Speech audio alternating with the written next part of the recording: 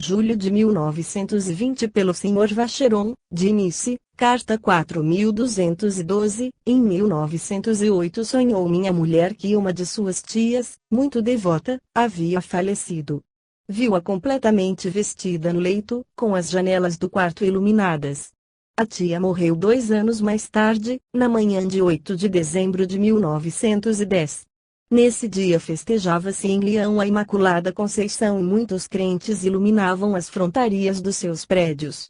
Na véspera, conservando todas as suas faculdades e sentindo-se morrer, recomendou aos que a rodeavam que iluminassem as janelas no dia seguinte à noite, como de costume, mesmo que ela estivesse morta. A recomendação cumpriu-se, e foi assim que minha esposa vira sua tia. Segundo sonho, em junho de 1915 estávamos em Orleans. Minha mulher viu em sonho minha mãe, então de 79 anos de idade, morta, mas vestida, e, afastando os vestuários que lhe cobriam o corpo, descobriu uma ferida no lado esquerdo do ventre, ferida sanguinolenta e violácea. O sonho impressionou-a vivamente. Minha mãe vivia em pequena povoação do Auvergne, nos arredores de Clermont. Poucos dias depois recebemos boas notícias dela. Visitamo-la em julho e deixamos a aldeia em outubro. A 20 de janeiro de 1916, 7 meses depois, recebi em Nice, da filha que eu deixara em companhia de minha mãe, um telegrama assim concebido: a avó operada, está muito mal. No dia seguinte um outro despacho telegráfico anunciava sua morte. Eis o que ocorrera. Minha mãe tinha uma hérnia, o que ignorávamos, porque ela nada revelava acerca disso, nem trazia funda. Essa hérnia estrangulara-se. O médico, chamado apressadamente, julgou a operação indispensável. Mandou-se buscar um automóvel e transportaram-na para uma clínica de Clermont. Como era de noite, só foi operada no dia seguinte. Era tarde. Enviaram-na para a aldeia em automóvel, e ela morreu no trajeto, nos braços de sua neta. O sonho de minha mulher realizava-se, pois, com todas as circunstâncias particulares, ferida no ventre, lado esquerdo, e morta, estando vestida. Ver nisso apenas simples coincidência parecer-me-ia fantástico. Essas vistas antecipadas são verdadeiramente inacreditáveis. No entanto, existem. Aqui está uma outra. O Sr. João Vetter, distinto arquiteto suíço, membro da Sociedade Astronômica de França, assinalou-me, a 11 de junho de 1920, aqui se vai ler, carta 4158, o meu amigo, que é cristão, convicto protestante, podia ter 20 anos de idade quando lhe sucedeu isto, entre uma família vizinha de seus pais, com quem ele então vivia, existia tenaz desavença motivada por questões de herança. Como cada um se mantivesse no seu ponto de vista, durante muitos anos não se trocara entre as duas famílias uma única palavra. O meu amigo incomodava-se com isso e aludia ao caso muitas vezes nas suas preces a Deus. E eis a magnífica resposta que recebeu: uma visão, no seu despertar, durante um terço de segundo, representando ao mesmo tempo a rua, em frente da sua casa, muitos móveis colocados aqui e ali como para uma mudança, e, no último plano, um leito mortuário no qual reconheceu o cadáver de um segundo vizinho, próximo parente da outra família.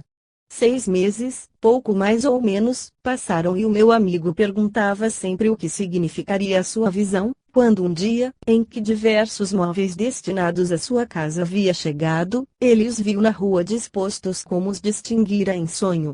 Pouco antes fora informado da grave enfermidade do segundo vizinho e em seguida sobre sua morte, começou, portanto, a observar tudo, quanto poderia dar-se. Em breve chegavam todos os membros da família desavinda, passaram entre os móveis para irem à casa do segundo vizinho testemunhar a sua simpatia, na qualidade de parentes próximos. O meu amigo aproveitou a ocasião para lhes exprimir as suas condolências e foram estas as primeiras palavras trocadas entre membros das duas famílias em rixa, que desde então reataram relações. Acrescentarei que ele foi ver o morto e verificou que o seu leito era semelhante àquele que tinha visto em sonho. Tanto para o meu amigo como para mim, há aqui prova evidente da ação divina, produzindo essa visão do futuro a fim de que o único momento, em que as primeiras palavras de reconciliação pudessem trocar-se, não se perdesse. Cada um julga a seu modo. É difícil adivinhar o amor de Deus. Mas não é duvidoso que estamos, no meio de todas essas observações psíquicas, em pleno mundo espiritual. S. Paulo, citando o nosso poeta astrônomo Manilio, diante do Areópago de Atenas, pronunciou este axioma sempre repetido: em eu vivemos, movemos et sumus, nele vivemos, nos movemos e existimos. Nada mais exato. A complexidade dos fenômenos que aqui estudamos comprova-o a cada instante. A ciência do futuro analisará o ambiente que nos rodeia e que estamos muito longe de conhecer. Suportamo-lo sem disso duvidarmos, mas a ciência revela-se às vezes aos seres sensíveis sob formas singulares. Como definir, como procurar explicar certas manifestações do futuro, no que respeita aos perigos da morte?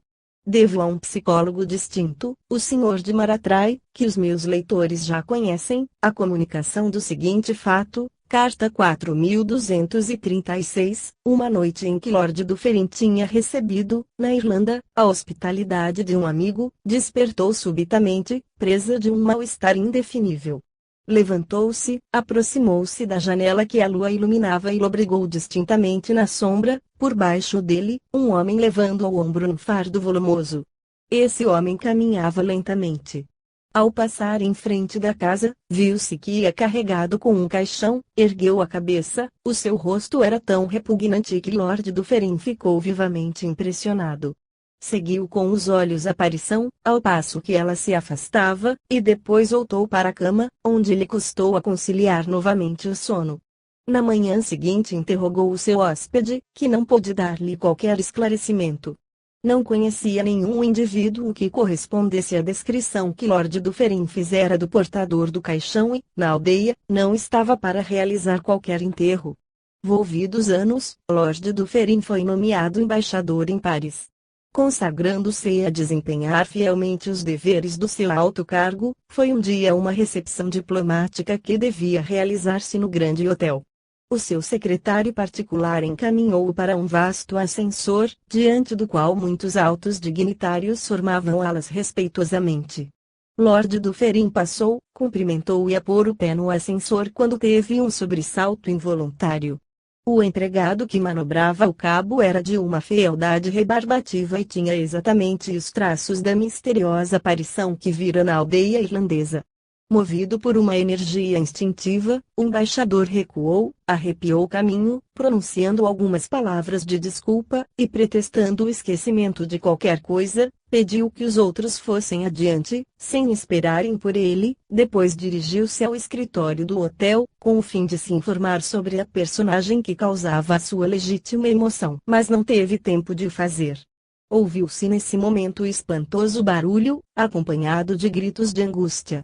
O ascensor, chegado a certa altura, despenhara-se de repente no fundo do seu poço, triturando ou mutilando aqueles que o ocupavam.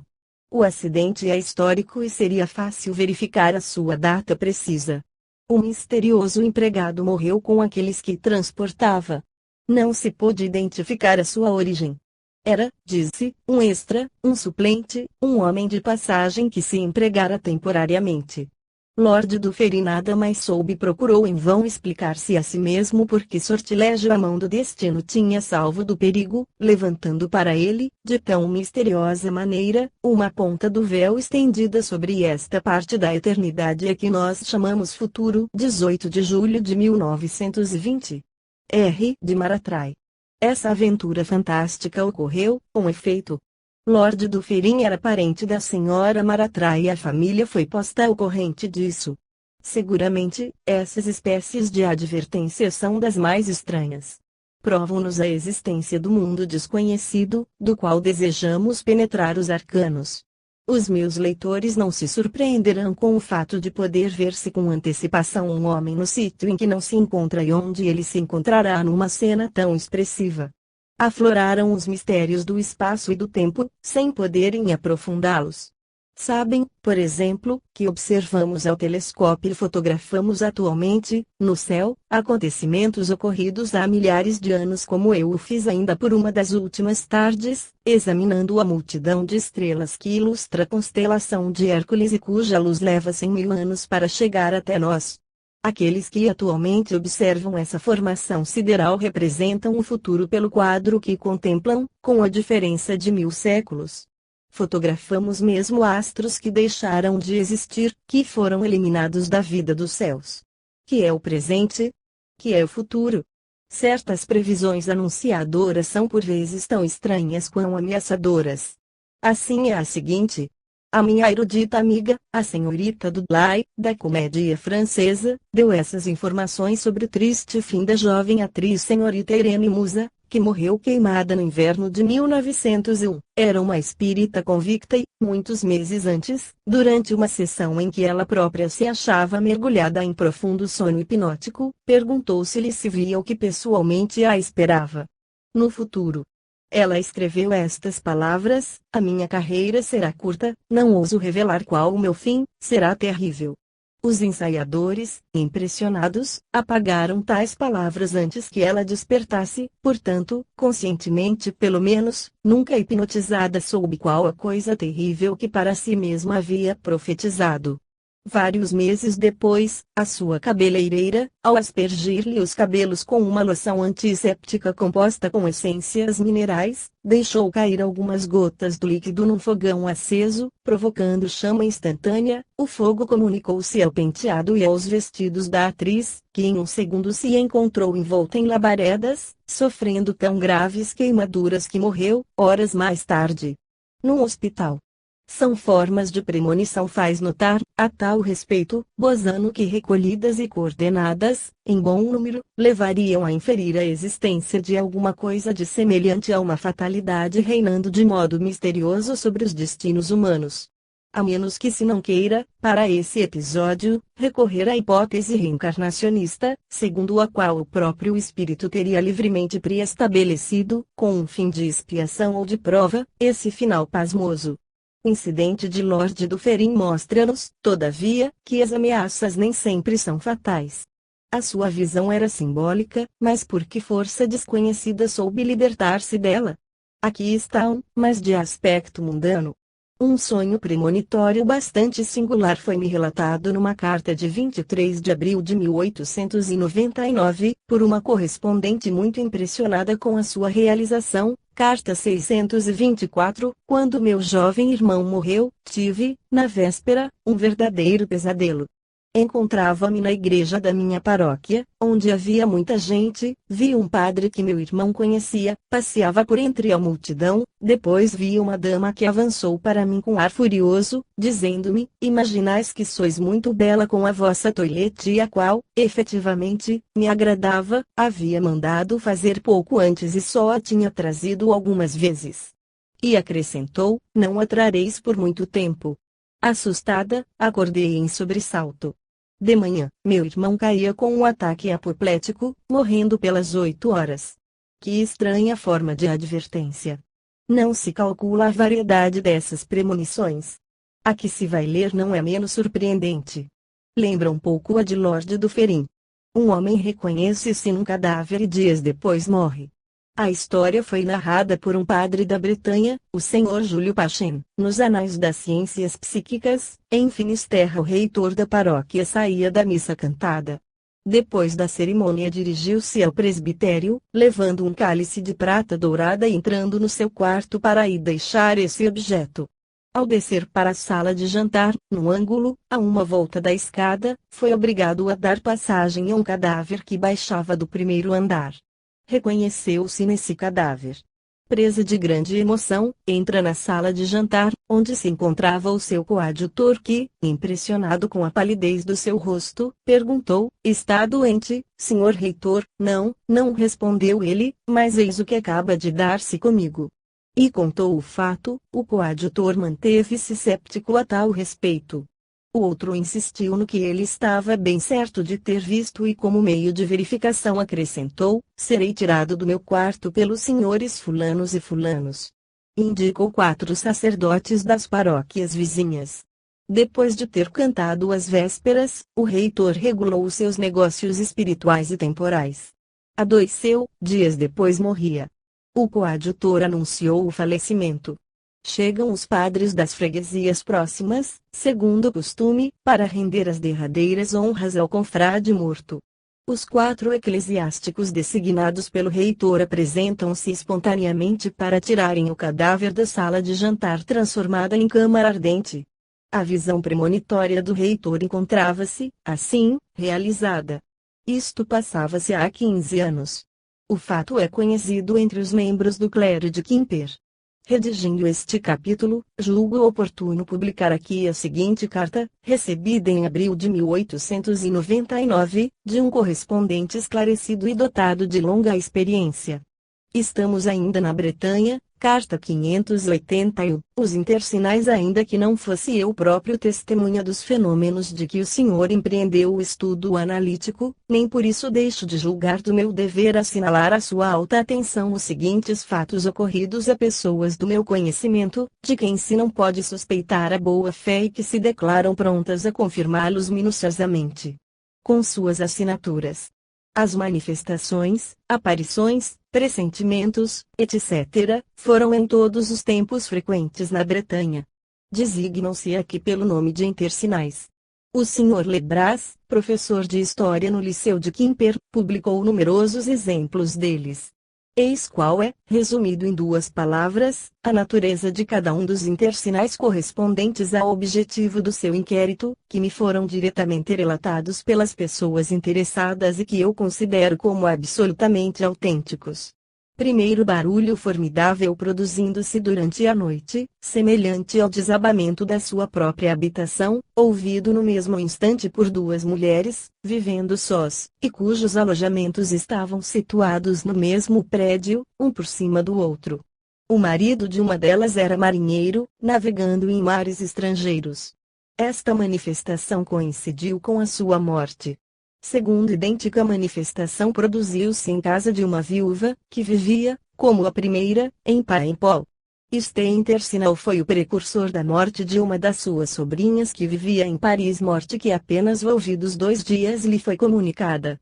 Terceiro foi igualmente por um intersinal que a viúva mencionada teve conhecimento, antes de ser informada por outra maneira, da morte da neta da sua sobrinha, falecida em Paris. Esta criança, depois da morte de sua mãe, foi levada para a casa de suas tias em Tréguler. A aludida manifestação coincidiu com violentos empurrões dados, durante a noite, na porta do quarto em que a interessada dormia. Quarto canto seráfico ouvido simultaneamente durante a noite por 2 pessoas, mãe e filha, dormindo no mesmo quarto, mas em camas separadas. A mãe tomou nota do dia do mês em que tal manifestação se produzira. Foi-lhe, por esta forma, permitido concluir, mais tarde, que ela ocorrera no mesmo dia da morte de um dos seus parentes, missionário martirizado na China. Quinto aparição, um capitão da marinha mercante aparece durante a noite a sua mulher, passeando no quarto em que ela está deitada e ainda não adormecida. Na véspera esse capitão levantara ferro em direção à Islândia. 3 meses mais tarde soube-se que, na noite em que apareceu a sua mulher, o navio que ele comandava foi abordado por um vapor inglês. Este incidente marítimo custou a vida a todos aqueles que tripulavam a embarcação francesa.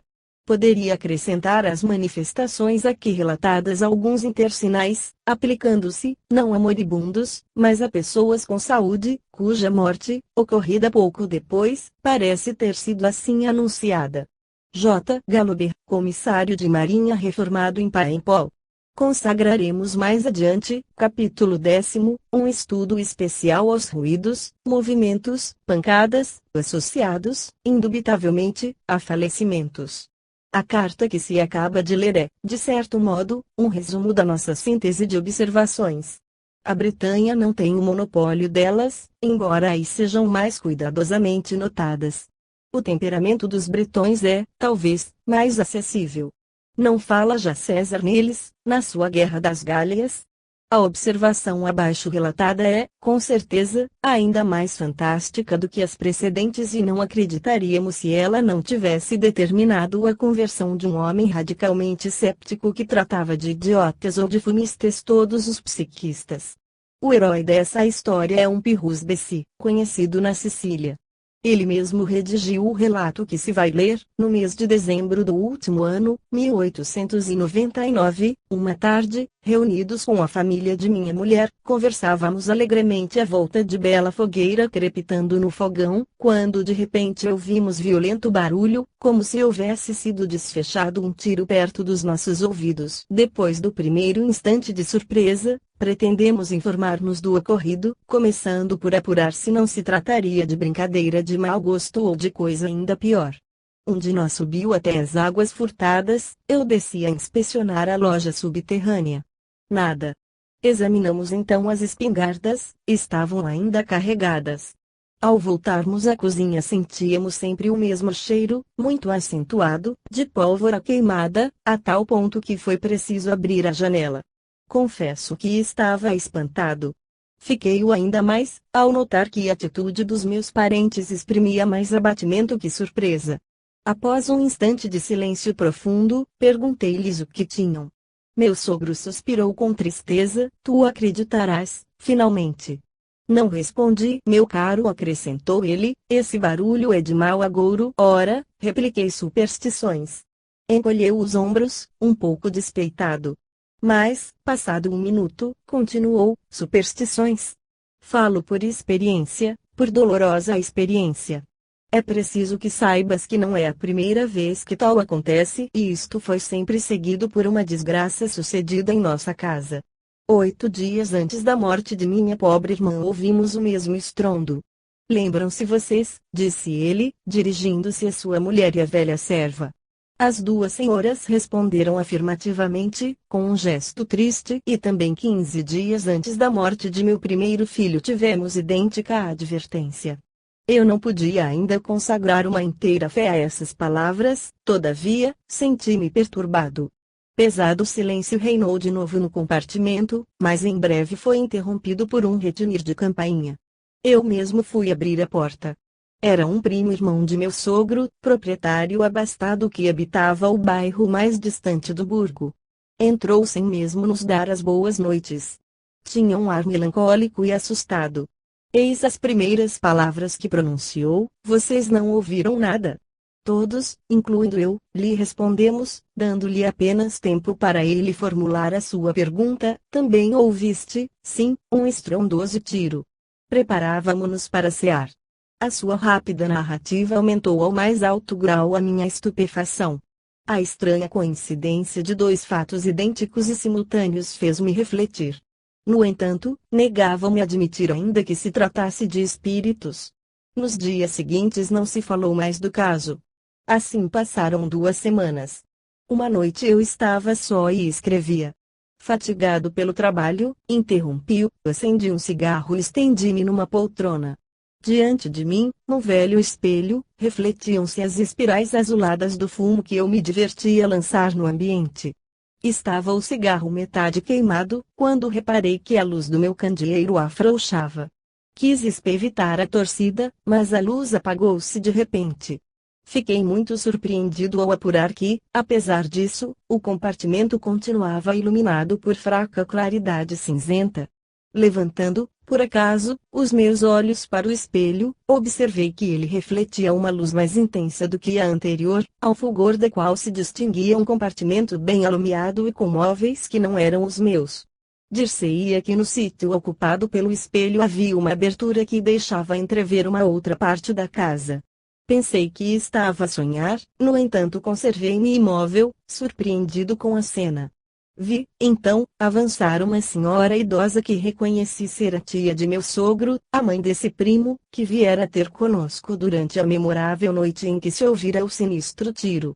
A mesma senhora sentou-se à mesa, tirou algumas folhas de papel da gaveta e começou a escrever lentamente, com aspecto muito absorvido, mas com bastante atenção, sem uma única vez levantar a cabeça. Fechou em seguida a folha escrita num envelope, que colocou na gaveta. Depois disso pousou a cabeça no espaldar da cadeira e pareceu adormecer. Eu olhava tudo sem pestanejar, mas um suor frio fazia-me arrepiar. Entretanto meu olhar não podia desviar-se do espelho. A luz, porém, que nesse espelho se refletia, de modo misterioso, enfraquecia pouco a pouco, como se a lâmpada invisível que iluminava o quarto, onde a velha senhora dormia, se extinguisse, e a obscuridade não tardou a tornar-se também mais profunda, tanto no espelho como no meu escritório. A cena submeteu-me durante muito tempo a verdadeiro terror. Quereria levantar-me, sair da penosa situação, mas não podia nem o tentava. Não saberei dizer por quanto tempo me conservei assim, nas trevas. A aurora ter-me-ia, provavelmente, surpreendido nessa cadeira, se minha mulher, vendo que eu tardava a deitar-me, não viesse procurar-me. Direis que se trata de simples fenômeno de alucinação. Ah, também julguei isso, quando, na manhã seguinte, despertei de um sono agitado e curto. Alguns minutos depois, era eu informado de que a velha senhoria que vira no espelho tinha sido encontrada morta, nessa mesma noite, na poltrona em que me pareceu que ela adormecera e que, na gaveta da mesa, fora encontrado o seu testamento hológrafo. Pirro Bessi. O escritor Bessi residia então em Cefalù, província de Palermo. Foi em Panicale que ocorreram os fatos de que se trata. Panicale é um concelho de 4.000 habitantes, na província de Perusa.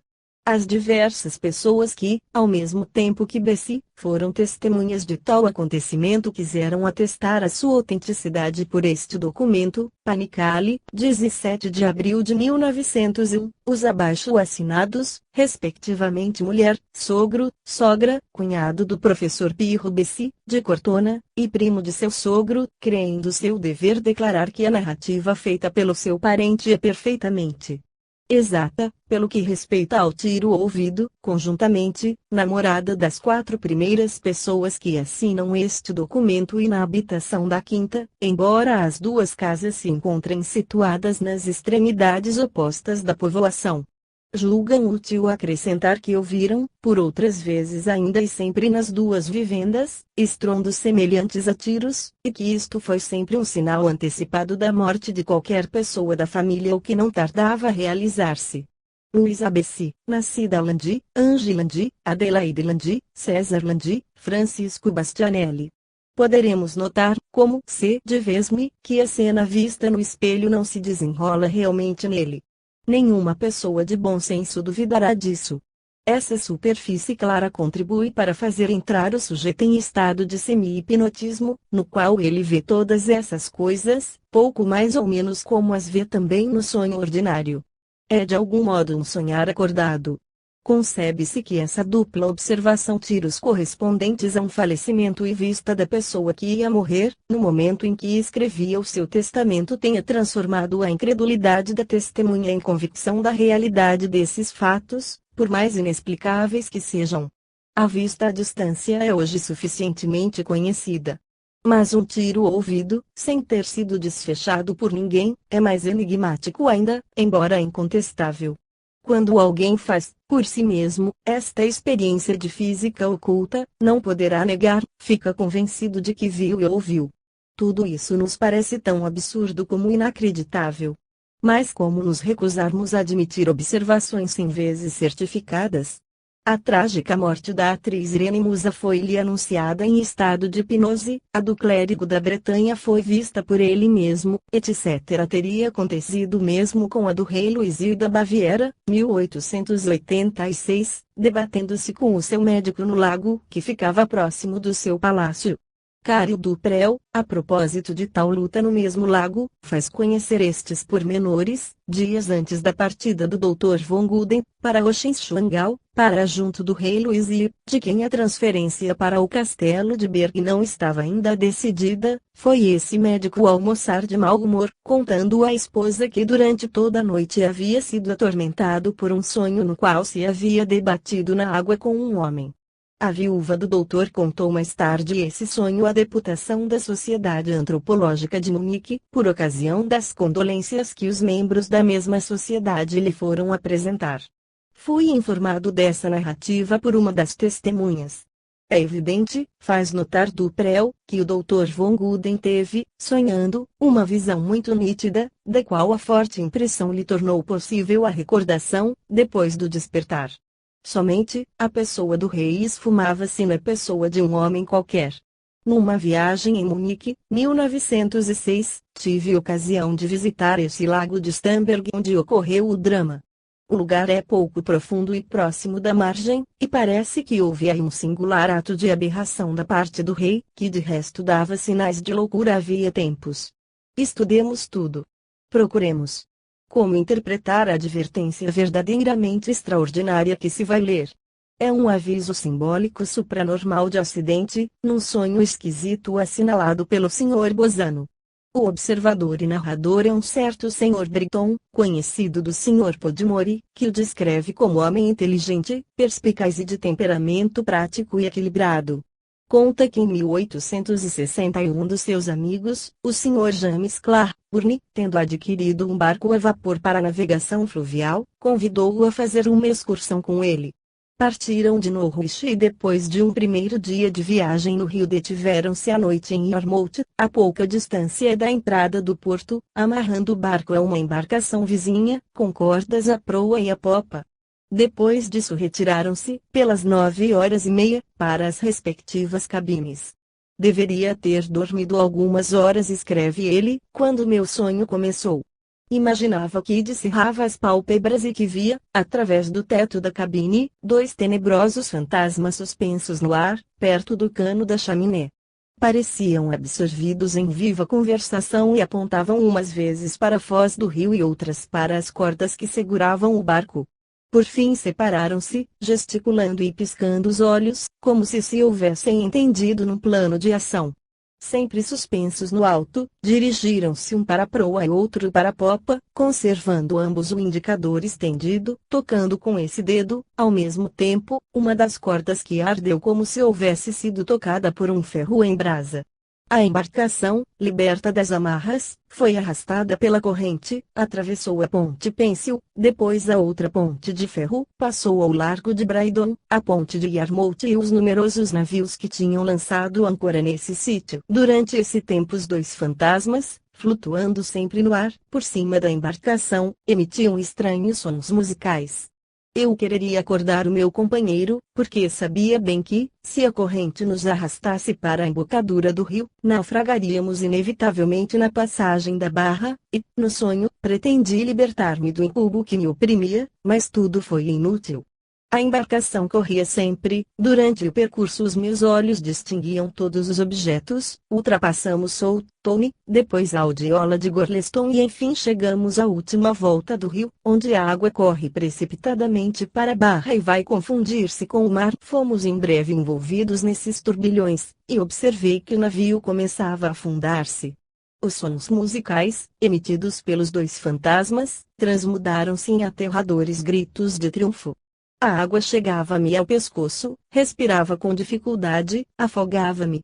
Eis o meu sonho, ou, antes, o meu pesadelo, que me fez despertar com violência. Saltei do meu leito e dirigi-me para a porta, que fechei rápida e violentamente. Encontrei-me, acordado em camisa, em presença de uma noite serena, iluminada pela lua. Instintivamente contemplei a corda da popa e vi com terror que, justamente nesse momento, a amarra se despedaçava.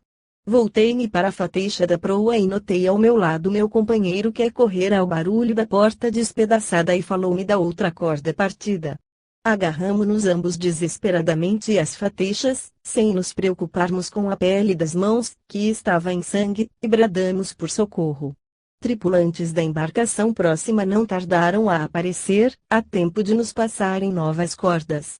Fim do perigo, o meu amigo começou a repreender-me, por eu ter quebrado a porta, retorqui-lhe, contando o fato que me havia deixado em grande agitação. Na manhã seguinte, refletindo com calma no que tinha acontecido, pude convencer-me de que, se no momento em que as amarras se quebraram tivéssemos continuado a dormir, o drama do sonho realizar-se-ia inexoravelmente em todos os seus pormenores. William E. Britton. O Sr. J. W. Claiborne, companheiro de aventura do narrador, confirmou este relato. Mears fez a respeito a seguinte reflexão: o Sr. Britton foi informado, de qualquer modo, do perigo que corria e que nenhuma faculdade normal do seu espírito podia revelar-lhe. É isto clarividência? É premonição? Será a manifestação de uma inteligência desconhecida, encarnada ou desencarnada? Sinto que não seria sincero se fizesse acreditar que possuímos a explicação disso. A interpretação dessa advertência fantástica é, com efeito, de extrema dificuldade. Outras observações causam-nos idêntico embaraço. Que os fantasmas diabólicos, vistos nesse pesadelo, estivessem aí, é coisa que não admitiremos do pé para a mão. No entanto, que haverá em tudo isso? Como contraste, resultou uma proteção eficaz e salvação. Forças invisíveis e mesmo seres invisíveis agem à nossa volta, o assunto será especialmente estudado noutro ponto. Não nos desviemos do nosso caminho. Avançamos lentamente, mas com segurança, por estrada que nós mesmos traçamos e construímos, em terreno bravio, quase todo por arrotear. Não notamos nós, de tempos a tempos, nos acontecimentos humanos, gerais ou particulares, certas ocorrências conjuntamente imprevistas e lógicas que parecem indicar a existência de uma justiça imanente? Será vedado admitir a ação de seres invisíveis a dirigirem as coisas? A formiga não vê o pé que a esmaga. Os micróbios regulam a nossa saúde sem que os vejamos. O homem terrestre não é o espírito mais elevado na hierarquia universal. Existem seres intelectuais que lhes são superiores, assim como há no céu mundos superiores àquele em que habitamos. Pode haver em nosso próprio planeta seres invisíveis cujo valor ultrapasse em muito o nosso. Esses seres poderão ver as nossas ações. Não será essa vista que nos impeça de atuar livremente. Sabeis o que fará o vosso cão, em determinadas condições, mas não é a ideia que tendes a tal respeito que o obriga a agir, e deve admitir-se que um ser também superior ao homem, quanto um homem inteligente é superior ao seu cão, saberá como o homem consciente utilizará o seu fragmento de livre-arbítrio. Sem repisar o que já disse relativamente à vista do futuro e à liberdade, podemos pensar que seres superiores a nós vejam o futuro como se fora o presente. O nosso estudo conduzir-nos-á gradualmente a investigações reveladoras. Há advertências de origem verdadeiramente enigmática. Um exemplo sobre Victorien Sardou contou-me que, seguindo um dia pela rua de Labanque, uma voz interior gritou-lhe: "Atravessa", não fez caso. Segundo aviso, atravessa, obedeceu, e quase imediatamente uma pedra destacada de uma cornija caiu no passeio em que ele teria de passar. Para juntar a ordem dada à rapariga, no banho, e as advertências de ordem psíquica que constituem o tema deste capítulo são conhecidas desde a antiguidade, mas foram insuficientemente compreendidas até hoje. Para não citar, a este respeito, senão o exemplo mais célebre, o famoso demônio de Sócrates representa um desses fatos. Lemo-lo em todos os autores, em todos os comentários, desde Platão, Xenofonte e Plutarco até Lelote. Vêem-se aí predições exatas que se não podem atribuir ao acaso. É uma dissociação da personalidade de Sócrates que está em jogo ou um espírito exterior. A dificuldade da explicação é grave, certamente. Lelote, professor na Sorbona, célebre membro do Instituto, saiu-se de tal dificuldade um pouco levianamente, declarando apenas que o sábio Sócrates era doido. Isso não é de nenhuma forma uma explicação, embora tal interpretação seja a teoria clássica oficial, adotada há 60 anos. A velha hipótese da alucinação auditiva não explica tudo, a recente descoberta do subconsciente é engenhosa, mas não constitui panaceia universal. Com efeito, as previsões pessoais de mortes relatadas neste capítulo, sobretudo as de João Vitalisi de Casareto, o caso de Bessi, e ainda de Britten, etc., revelam-nos gradualmente um mundo invisível, inteiramente por descobrir. Em todos os fenômenos que até aqui apresentamos conservamo-nos no mundo dos vivos. Era por aí, na realidade, que a nossa síntese geral devia começar. Essas observações são anteriores ao fim terrestre. Chegamos, neste ponto, à fronteira do outro mundo. Vamos assistir às ações diretas da alma no momento da morte, seja mentalmente, sem fenômenos físicos, seja materialmente, e completar por novos fatos, seguramente examinados, os documentos expostos nas páginas que se acabam de ler. Essas transmissões são com frequência impressionantes, ilustradas de vistas fantásticas, por vezes ainda mais estranhas do que as precedentes e não menos absolutamente certas. Capítulo 8 Sensações mentais, à distância, de mortes ou de acidentes, sem fenômenos físicos. Ele sentia-se submetido às influências solenes da natureza, magnetismo vasto e infinito que é a vida da criação e prende o átomo ao universo. Burleton. Zanoni. As advertências que precedem o falecimento ou que o anunciam, e que nos acabam de passar pelos olhos, puseram-nos em face do fato fisiológico e psíquico da morte. Vamos penetrar o estudo especial do fenômeno psíquico. Há tal variedade nas circunstâncias associadas à cessação da vida material que não devemos renunciar aqui os princípios do método científico rigoroso, que exige dividamos as observações em categorias distintas a fim de melhor as discutirmos. Impõe-se a maior clareza, a mais cuidadosa divisão do trabalho, a mais atenta classificação. Por esse processo assentaremos as bases da nova ciência. Certas manifestações de moribundos e de mortos mostrarão, nos próximos capítulos, marcadas por inexplicáveis ruídos, pancadas ouvidas aqui e ali, deslocamentos de objetos, fatos materiais que afetam os sentidos das testemunhas ou lhes dá a impressão disso. Encontramos já, por mais de uma vez, tais gêneros de manifestações. Para as distinções especiais de que falamos, este capítulo será exclusivamente consagrado às sensações experimentadas pelos nossos espíritos, sem o acompanhamento de fenômenos psíquicos, sensações mentais. Elas têm a sua importância. Recolhamos essas observações, muito mais numerosas do que se pensa, mas que permanecem geralmente desconhecidas. Como já notei 100 vezes, a maior parte dos fenômenos psíquicos conserva-se ignorada, oculta, inutilizável pela nossa instrução antropológica. Um excelente rapaz, artista-pintor, que eu conheço faz mais de 20 anos, contou-me ontem, enquanto eu redigia este capítulo, que passeando um dia no bosque de Bolonha com uma jovial atrizinha, e conversando ambos em coisas ligeiras, ela deteve-se de repente, exclamando: "Oh, como eu me sinto triste! Que vai acontecer-me?" E desatou a chorar. Tinha acontecido isto, nesse mesmo momento, o pai da minha companheira morria longe, na província, esclareceu ele. "Por que me não falou nunca em tal?" perguntei eu ao meu amigo. "Porque não valia a pena. Houve aqui puramente um acaso. E depois, é contrário à religião. Não é contrário à religião, segundo ele pensa, divertir-se com atrizes, mas é contrário à religião ocupar-se da alma humana. Eis, no entanto, as razões banais que até hoje têm impedido as ciências metafísicas de se desenvolverem. Julga-se superficialmente e todos se contentam com supor que nada mais há do que o acaso nessas coincidências telepáticas. Quanto esses fatos têm sido difíceis de estudar até este ponto. Em geral, calam, dissimulam ou os ocultam de nós, por uma ou por outra razão, eles os conservam em segredo. Um exemplo, entre mil, pode ler-se em O Desconhecido, capítulo 3º, caso Clip, a comovente história de uma criança que vem, em espírito, no momento em que morre, beijar sua mãe e consolá-la. Há um pedido de informação, feito por minha narradora, a propósito dessa visão que poderia ser atribuída a uma alucinação. Recebi a seguinte resposta: apesar do grande desejo que tenho em atendê-lo, solicitei de minha tia que lhe desse, ela mesmo, um relato do fato que lhe transmiti. Nada posso fazer, porém.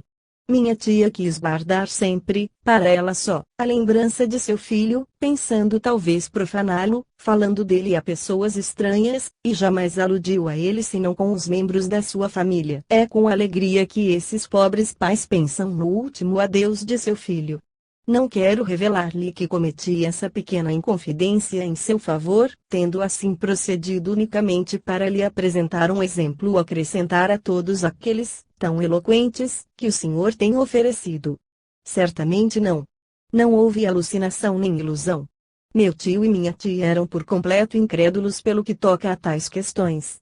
Quando lhes contavam histórias dessa natureza riam e teriam facilmente tratado de loucos os narradores. Presentemente riem-se dos descrentes e essa recordação é sempre, para eles, uma emoção bem doce, porque estão persuadidos de que o seu querido filho não quis deixá-los sem lhes dizer adeus. Assim, o fato é tido como real, incontestável, mas é preciso não o dizer. Desviemos os obstáculos e avancemos. Consagraremos este capítulo a sensações mentais à distância. Todos os relatos que vamos ler são observações positivas. Devo a um homem muito instruído, investigador independente e corajoso, a curiosa narrativa seguinte: em 1879 era eu aluno do Colégio de Stansted, a 130 quilômetros de distância de Montreal, aproximadamente. O regente do colégio era, por essa época, o reverendo A. Loomis, homem de elevada estatura, longas barbas, ar patriarcal, bom e justo e, por consequência, muito estimado por todos os professores e colegiais.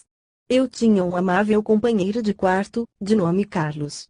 Eu era ainda muito novo, muito piedoso e de uma fé talvez ingênua, mas sincera e sem limite. Nunca ouvira falar de teosofia, de ocultismo ou de espiritismo, essas palavras eram mesmo ignoradas por mim. Um dia, um domingo, de manhã senti-me invadido por inexplicável inquietação. Não tinha, no entanto, nenhum motivo de tristeza, gozava de boa saúde, só contava amigos, ocupava bom lugar em quase todas as disciplinas. O meu companheiro de quarto procurou distrair-me por todos os meios possíveis, mas em vão, a melancolia tornou-se intensa e apoderou-se de todo o meu ser. Quando, ao meio-dia, a sineta tocou para o almoço, desci ao refeitório e tomei o meu lugar à mesa, mas não pude comer, estava acabrunhado sob o peso de uma tristeza que me apertava o coração. Pelas 3 horas da tarde experimentei irresistível necessidade de estar só. Pedi ao meu companheiro que fizesse a fineza de deixar-me, ao que aqueceu. Fechei a porta à chave para que ninguém me incomodasse. Fui sentar-me à minha pequena mesa de trabalho e, meditando, com a cabeça apoiada nas mãos, procurei dar-me conta do meu estado, pretendi encontrar a razão da insólita tristeza. De repente passei por um rápido entorpecimento e tive a sensação de voar através do espaço com a rapidez do pensamento, mas estava tudo tão escuro que eu nada via distintamente e não podia comparar esse fenômeno senão com as mudanças de cenários que se operam algumas vezes nos teatros, quando todas as luzes se apagam e o pano está descido. Depois encontrei-me num quarto. A princípio, apenas vi 4 paredes, seguidamente, apareceram-me vagos objetos que pouco a pouco se tornaram mais nítidos e precisos. Era um quarto de dormir, havia nele um leito que estava ocupado por uma senhora que parecia bastante doente, perto desse leito conservava-se de pé uma outra mulher que fitava a enferma atentamente, à beira da cama soluçava ainda uma terceira mulher de quem não via o rosto, mas que todavia reconheci. No canto oposto havia uma mesa, à qual estava sentado um homem com uma pena na mão, na mesa viam-se papéis e um tinteiro. Reconheci todas essas personagens, a doente era minha mãe, as 2 outras mulheres minhas irmãs e o homem meu irmão Adolfo. Ouvi então Adolfo dizer à mamãe, que quer que eu escreva, e a mamãe responder, escreve-lhe que o médico disse que eu não tenho vida para muito tempo e que se quer encontrar-me viva é preciso que venha imediatamente. Compreendi que se tratava de mim e que a carta me era destinada. De súbito, tive de novo a sensação de mudanças rápidas de cenários na obscuridade e tornei a encontrar-me no meu quarto. Uma grande ansiedade veio então misturar-se à minha tristeza, e já tardava ser-me entregue essa carta que eu sabia ter me sido escrita, mas que não poderia sair de Montreal antes de segunda-feira e que, consequentemente, eu não receberia antes de terça-feira de manhã. A segunda-feira passou razoavelmente, a manhã de terça chegou. O regente tinha por hábito distribuir o correio no fim do primeiro almoço, pelas 7 horas. Muito impaciente para que pudesse esperar o fim da refeição e das orações que costumávamos rezar, fui pedir ao Sr. Holmes que tivesse a bondade de me dar a minha carta. Que carta? Inquiriu ele. Uma carta que espero, hoje, de Montreal, respondi eu. Vá sentar-se no seu lugar e aguarde a vez, como os outros, replicou ele. Por fim, recebi essa carta tão impacientemente esperada, apenas continha, pouco mais ou menos, as palavras que eu ouvira na antevéspera. Ao contato dela, passou-se em mim qualquer coisa de estranho, uma alegria repentina e inexplicável sucedeu à tristeza, tornei-me, de súbito, feliz, mas sem saber por quê. Mostrei a carta ao regente, que me disse, concedo-lhe uma licença e pode partir esta manhã mesmo, há um comboio que sai ao meio-dia. Vá preparar-se. Acudiu-me, então, ao espírito que a mamãe estava melhor e que era essa a causa da alegria interior que eu sentia. Respondi, portanto, ao Sr. Holmes que não partiria nesse momento e que esperaria. Como, exclamou ele, o senhor não parte hoje. Mas, se adia a partida para amanhã, sua mãe pode estar morta quando o senhor chegar a casa. Se tem necessidade de dinheiro eu lhe emprestarei e emprestar-lhe-ei também uma boa e grande peliça para se agasalhar bem, porque estávamos no inverno e fazia muito frio. Agradeço-lhe muito, respondi, mas não quero partir hoje, porque creio ter se produzido uma transformação inesperada e que a mamãe passa muito melhor. Mas que sabe o senhor a tal respeito? Disse ele. Fiquei transtornado a princípio, mas depois respondi, eu não sei nada, mas da mesma forma que fui informado de que esta carta chegaria hoje pela manhã, contendo o que na realidade contém, sinto que a mamãe está inteiramente fora de perigo. Que história absurda está a contar-me? Tenha cautela, senhor, acrescentou ele severamente, quando nos entregamos a tais quimeras, bem depressa se perde a fé. Repreendeu-me asperamente, obrigou-me a fazer-lhe a promessa de que nunca falaria deste incidente aos outros alunos, de o esquecer completamente. Na manhã seguinte recebi, com efeito, uma carta de meu irmão, informando-me de que, durante a noite, melhoras inesperadas se tinham produzido no estado de nossa mãe e que ela estava agora fora de perigo. Cumpri a minha palavra, não falei dessa aventura a ninguém e tê-la-ia esquecido talvez, se outros fenômenos do mesmo gênero não me tivessem acontecido mais tarde. Devo ajuntar ainda, com desgosto, que nessa época eu ligava tão pouca importância a essas observações que destruí, com muitas outras, as duas cartas mencionadas mais acima. Mas esses fatos pertencem-lhe. Ernesto de Sasseville. Os meus leitores encontram-se agora muito adiantados no conhecimento de tais fenômenos e os precedentes capítulos forneceram-lhe suficientes exemplos para que essa nova observação os não surpreenda. Apresento-lhe aqui, não pela vista à distância, e que nenhuma novidade lhes daria, mas pelo fato da sensação interior da alma, penetramos cada vez mais no mundo psíquico. Essa observação foi-me enviada do Canadá. Aqui está uma outra, da mesma natureza, que me transmitiram dos Estados Unidos. Trata-se de sensação mental à distância, do México a Nova York, no instante da morte de uma mãe entre as suas duas filhas. Recebi a seguinte carta, depois da publicação de Desconhecido, carta 932, minha mãe morreu a 18 de novembro de 1890, há 8 meses. Tinha adoecido no primeiro dia do mesmo mês com uma pneumonia. Vivíamos no México. Minha irmã, casada com o presidente do Banco Internacional em Nova York, e que vive nessa cidade, não podia vir juntar-se-nos, por se encontrar doente. Como seu sogro era presidente da Union Cables Company, tinham-me concedido o direito de enviar tantos cabogramas por dia quantos eu julgasse necessários para ter minha pobre irmã ao corrente da doença de nossa mãe. Mandava 2 despachos diários desde 1º de novembro até o dia 17 do mesmo mês. Nesse dia enviei um, dizendo, estado mamãe muito grave, mas médico não perde esperança. Não havia que razão para que ela fosse considerada perdida. Ora, no dia 18, pelas 10 horas, minha querida mãe exalava o último suspiro e a minha dor foi tão lancinante que nem sequer pensei em prevenir minha irmã. Só me desempenhei desse encargo no dia seguinte. Ela escreveu-me então, pedindo-me para informar exatamente do dia e da hora em que a morte ocorrera, dizendo-me que, como não tivesse recebido notícias no dia 18, julgara que a doente estivesse melhor. Contava-me, todavia, que fora de repente invadida por um tremor nervoso e rompera a chorar, e como os criados lhe perguntassem o que tinha, respondera, minha mãe morreu. Ouço os gritos de minha irmã.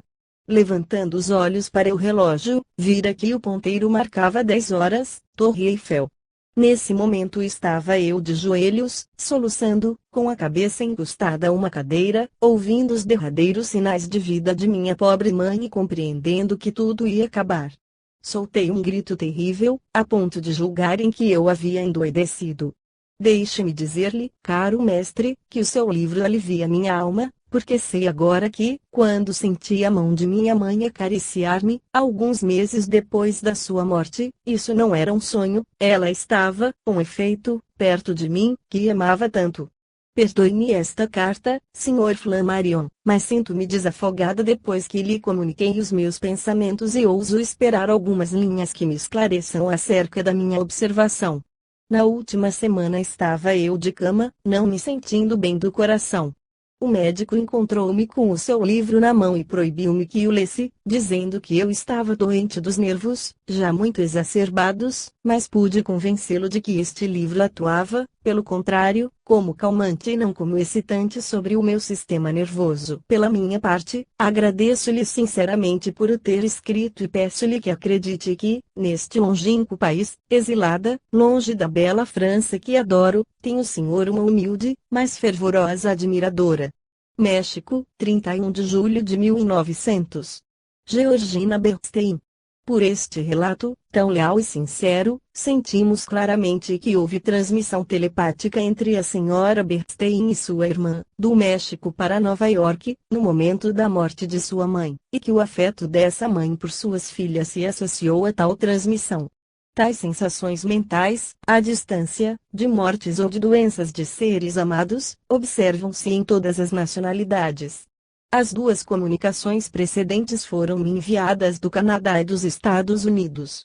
Eis uma outra recebida da Turquia Asiática, sabendo que o senhor recolhe preciosamente tudo, quanto se relaciona com a telepatia, permita-me contar-lhe 2 casos passados em nossa cidade, pedindo-lhe, no caso de publicar a minha carta, que não revele senão as iniciais dos nomes que lhe confio. O senhor e a senhora T tinham uma prima, a senhora B, que vivia em França. Uma noite acordaram bruscamente e o senhor T disse à sua mulher: acaba de despertar-me uma sensação estranha, tenho um péssimo pressentimento acerca de tua prima D. Estou certa de que ela morreu, exclamou de repente a senhora T, porque vi, em sonho, a sua casa deserta e sua filha, toda de luto, que chorava. O relógio marcava 2h30. No dia seguinte receberam a notícia do falecimento, ocorrido às 2h30. Verificaram o momento. Essa é uma comunicação entre um agonizante e pessoas vivas, mas a história seguinte refere-se a 2 pessoas vivas e de saúde perfeita. Carta 1025, o Dr. N havia encomendado ao seu farmacêutico alguns medicamentos e este se descuidara de os preparar durante uma semana. Certo dia o médico, a quem tal demora muito contrariava, deitou-se com a intenção de lhe admoestar o farmacêutico. Durante a noite acordou, ouvindo muito distintamente uma voz que dizia, às 7h30 da manhã. O doutor viu o seu relógio, marcava 3h30. No dia seguinte dirigiu-se à casa do boticário, que lhe entregou os remédios, dizendo: o senhor deve estar zangado comigo, compreendo, e a noite passada, quando meu despertador me acordou pelas 3h30, para eu partir para a caça, disse a minha mulher, estarei de volta pelas 7h30, para preparar os medicamentos do doutor. Foi a voz do farmacêutico que o médico ouviu? E como? Não me cabe a mim tirar conclusões, mas ao sábio, etc., seguem-se os cumprimentos usuais. Esmirna, 28 de janeiro de 1902. Maria Mavrocordato. Sim, estudemos tudo, sem qualquer ideia preconcebida, sem preconceitos e na intenção única de aprendermos alguma coisa. Quanto às conclusões, resulta certamente de todos esses fatos que existem correntes psíquicas invisíveis entre os seres humanos, as ideias viajam. Andam no ar, como se diz. No primeiro desses 2 exemplos, o pensamento da prima agonizante atravessou a distância que separa a França da Turquia para ir impressionar o cérebro do senhor e da senhora T, que o receberam ao mesmo tempo e sob 2 sensações diversas. No segundo, telefone mental exerceu-se entre o farmacêutico e o médico. Esses fenômenos psíquicos, de que tantos homens cultos duvidam ainda, são observados, digamo-lo, sob todas as latitudes e em todas as condições. Depois de Montreal, México e Esmirna, eis uma observação feita em Petersburgo. Trata-se de 2 sensações de morte à distância. Extraio a narrativa seguinte de uma carta que me foi enviada da Rússia, em março de 1909, Carta 1925, fervorosa leitora das suas obras, pelas quais professo o verdadeiro culto, não tenho nenhum interesse em iludi-lo e o que lhe escrevo é a pura verdade. Em 1902 vivia em S. Petersburgo com o meu marido, que era professor e inspetor no Instituto de Meninas. Ambos naturais de Moscou, tínhamos deixado aí numerosos amigos, entre outros os membros da família Maslov, composta de 2 irmãos e de 3 irmãs solteiras e já idosas. Na minha primeira juventude tive um afeto quase apaixonado por uma das Maslov e conservei sempre por ela profunda simpatia.